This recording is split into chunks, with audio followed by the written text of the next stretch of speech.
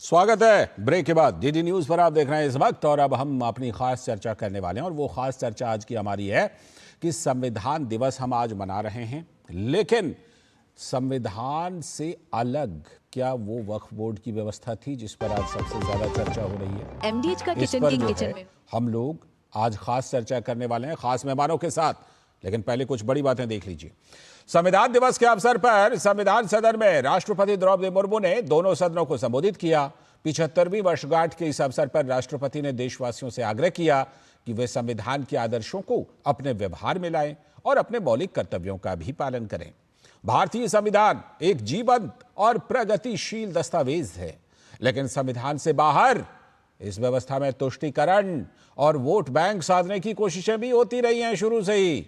तो पिछले दिनों प्रधानमंत्री नरेंद्र मोदी ने कहा था कि भारत के संविधान में वक्फ कानून के लिए कोई जगह ही नहीं है, लेकिन कांग्रेस ने तुष्टीकरण के लिए कानून भी बनाए और सुप्रीम कोर्ट की भी परवाह नहीं की। उसका उदाहरण वक्फ बोर्ड सामने है। संसद के शीतकालीन सत्र में 16 बिल लाए जाने हैं। लंबित विधेयकों में वक्फ बोर्ड संशोधन विधेयक भी है जो सबसे ऊपर है, लेकिन जेपीसी के विपक्षी सदस्य इसमें और ज्यादा चर्चा चाहते हैं, या यूं कहिए कि टालना चाहते हैं। वक्फ संशोधन विधेयक को लेकर जेपीसी ने गुरुवार को आखिरी बैठक कर ली थी और जेपीसी के अध्यक्ष जगदंबिका पाल का तो कहना है कि वक्फ बिल पर जेपीसी की रिपोर्ट तैयार है। दरअसल सरकार की तरफ से वक्फ अधिनियम में 40 संशोधन को मंजूरी दी गई थी कैबिनेट के द्वारा। तो संशोधन विधेयक पारित होने के बाद वक्फ बोर्ड को सुनियोजित तरीके से चलाने में मदद मिलेगी, इसीलिए ये संशोधन किए जा रहे हैं। अभी जो वक्फ बोर्ड के पास अनियंत्रित शक्तियां हैं, जिसमें किसी को भी अब किसी पर उंगली रख करके अपना बता देते हैं, वो शक्तियां कम होंगी। दरअसल साल 2013 में यूपीए सरकार ने, मनमोहन सिंह सरकार ने वक्फ बोर्ड की शक्तियों को बढ़ा दिया था और उसे पावरफुल लोगों की एक बड़ी संपदा सौंप दी थी। वक्फ बोर्ड की मनमानी के खिलाफ आज की तारीख में 90,000 से भी ज्यादा केस वक्फ ट्रिब्यूनल में पेंडिंग हैं। और देखिए, इसमें 2/3 60,000 से ज्यादा तो उसमें आम मुसलमान हैं जिन्होंने केस कर रखे हैं। आम मुस्लिम, गरीब मुस्लिम महिलाएं, शिया और बोहरा समाज के लोग लंबे समय से कानून में बदलाव की मांग करते रहे हैं कि वक्फ बोर्ड के प्रावधानों को, कानून को बदला जाए। इनका कहना है कि आज वक्फ जो है वो भू माफियाओं को संरक्षण दे रहा है। आपने हाल के दिनों में तमाम रिपोर्ट देखी होगी, बिहार से लेकर तमिलनाडु तक, कि किसानों की जमीन पर भी वक्फ बोर्ड वाले नोटिस दे देते हैं। इससे काफी बवाल भी हो रहा है।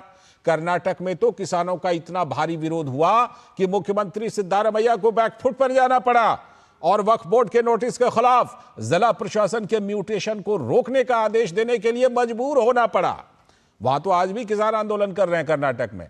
उसी के बगल में केरल में तो 400 किसान परिवारों का संघर्ष अभी तक भी कम नहीं हुआ है और केरल वक्फ बोर्ड के खिलाफ 1000 से भी ज्यादा चर्चों ने मोर्चा खोल रखा है।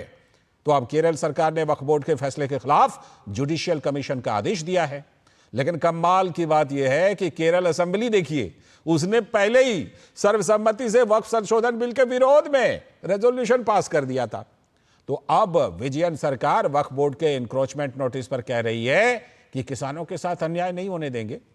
लेकिन जमीयत उलेमा हिंद के अध्यक्ष अरशद मदनी का दावा है कि वक्फ तो इस्लाम का हिस्सा है, लेकिन ये नहीं बताते कि आखिर पूर्व पीएम जवाहरलाल नेहरू को वक्फ एक्ट लाने की जरूरत ही क्यों पड़ी थी।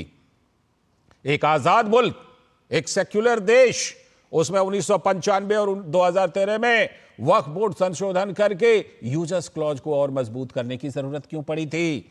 सवाल यह भी है कि देश में 30 वक्फ बोर्ड, जिनके पास करीब 9.5 लाख एकड़ जमीन है, उस पर कब्जा जमाए हुए हैं, लेकिन कुल संपत्तियों के राजस्व से कितनी आमदनी? सिर्फ 200 करोड़ रुपए। तो आखिर इतनी बड़ी भू संपदा का इस्तेमाल कर कौन रहा है? मुस्लिम तुष्टीकरण में कुछ पावरफुल लोगों के हाथ यह संपदा सौंप दी गई, जिसमें गरीब मुसलमानों का कोई सरोकार नहीं है। दुनिया के किसी भी मुल्क में ऐसा वक्फ बोर्ड और इतने अधिकार वाले बोर्ड हैं ही नहीं जिसे इतनी असीमित शक्तियां दे दी गई हों। दुनिया में कोई ऐसा एक्ट नहीं है जिसमें सरकार, सिस्टम और न्यायपालिका का हस्तक्षेप नहीं हो अपने वक्फ बोर्ड की तरह। फिर वक्फ को संवैधानिक व्यवस्था के खिलाफ एक स्टेज चलाने की आजादी क्या सबसे बड़ी तुष्टीकरण नहीं है क्या? अब हम आपको ये दिखाते हैं कि प्रधानमंत्री नरेंद्र मोदी ने कहा क्या था। प्रधानमंत्री नरेंद्र मोदी ने कहा था कि संविधान में वक्फ के लिए कोई जगह नहीं है। कांग्रेस ने जाते जाते दिल्ली के आसपास की संपत्तियों को वक्फ को सौंप दिया था।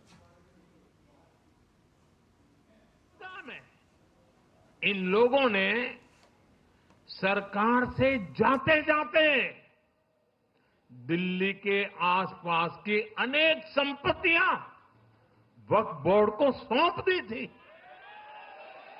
बाबा साहब आंबेडकर जी ने जो संविधान हमें दिया है ना, जिस संविधान की रक्षा के लिए हम प्रतिबद्ध है, संविधान में वक्फ कानून का कोई स्थान ही नहीं है। लेकिन फिर भी कांग्रेस ने तुष्टीकरण के लिए वक्फ बोर्ड जैसी व्यवस्था पैदा कर दी। ये इसलिए किया गया ताकि कांग्रेस के परिवार का वोट बैंक बढ़ सके। सच्ची पंथ निरपेक्षता को कांग्रेस ने एक तरह से मृत्यु दंड देने की कोशिश की है। वहीं केंद्रीय मंत्री राजीव रंजन सिंह ने कांग्रेस को घेरते हुए कहा कि कांग्रेस को संविधान से तो कुछ लेना देना है नहीं। कांग्रेस ने अपने शासनकाल में सिर्फ संविधान की धज्जियां उड़ाई थी। कांग्रेस पार्टी को संविधान से क्या लेना देना है? 1974 का आंदोलन, 75 का आंदोलन, शासन करने के लिए संविधान में संशोधन करके गद्दी पर बरकरार रहना, तो वो संविधान के बड़े प्रशंसक हैं। संविधान की तो धज्जी उन्होंने पूरे शासनकाल में कांग्रेस पार्टी ने संविधान की धज्जी उड़ाई। इनका लोकप्रिय नाम ललन सिंह है। जेडीयू के नेता हैं, ध्यान में रखिएगा, क्योंकि सबसे ज्यादा चर्चा हो रही है कि क्या वक्फ पर जेडीयू और चंद्रबाबू नायडू समर्थन देंगे क्या, इसलिए ध्यान में रखिएगा इनकी बात को। और इस पर भाजपा प्रवक्ता शहजाद पूनावाला का कहना है कि कांग्रेस ने संविधान की धज्जियां उड़ाई हैं। संविधान के सबसे बड़े अपराधी कौन हैं? जिन्होंने 1975 में इमरजेंसी लागू करके संविधान को तहस नहस किया था। हर संवैधानिक संस्था को किस प्रकार से कुचलने का काम, चाहे वो पार्लियामेंट हो, चाहे वो सुप्रीम कोर्ट और जुडिशरी हो, चाहे वो हमारे लोकतंत्र का चौथा स्तंभ मीडिया हो, हर संस्थान को कुचलने का काम इंदिरा गांधी ने किया था। और केवल उतना ही नहीं, आरक्षण को लेकर जिस प्रकार का रवैया कांग्रेस पार्टी का रहा है, 1961 में आंबेडकर जी ने जो आरक्षण संविधान में दिया था, उसे समाप्त करने की बात नेहरू जी ने की। 80 से 90 के दशक में राजीव गांधी और इंदिरा गांधी जी ने मंडल का विरोध किया। 2004 से 14 के बीच मुस्लिमों को रिलीजियस बेसिस पे आरक्षण मिले, इसकी पैरवी यूपीए सरकार ने की। क्या रिलीजन के बेसिस पर आरक्षण देना ये संविधान के साथ है? और इन सबके बीच कांग्रेस के वरिष्ठ नेता दिग्विजय सिंह का कहना है कि